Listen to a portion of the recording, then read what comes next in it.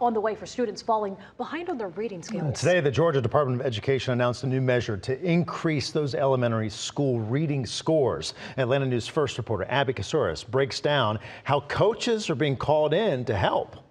It's been 4 years since the pandemic, and Georgia students' reading scores have not returned to pre-pandemic levels. The state announcing today they're hiring 60 new literacy coaches and deploying them in some of the lowest performing elementary schools. Early years, those elementary years, really established the foundation for literacy for students. Amy Denty is a former Georgia Educator of the Year and now the state's Director of Literacy.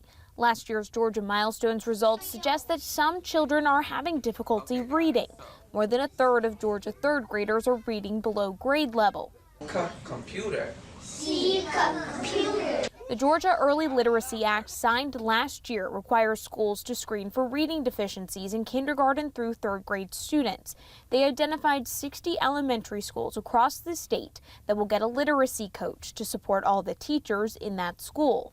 And so this is really a long-term plan about success for our students because they're going to be our leaders of tomorrow.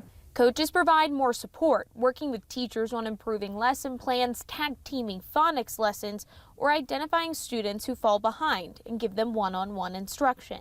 These positions will be supported through federal funds, $30 million over 3 years. And we're certain that that's a good investment of our federal funds and a good investment in our children and in our teachers. This program is modeled after one in Mississippi. The work of literacy coaches there have produced results some call a miracle.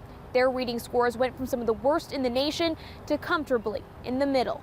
In Atlanta, I'm Abby Casores.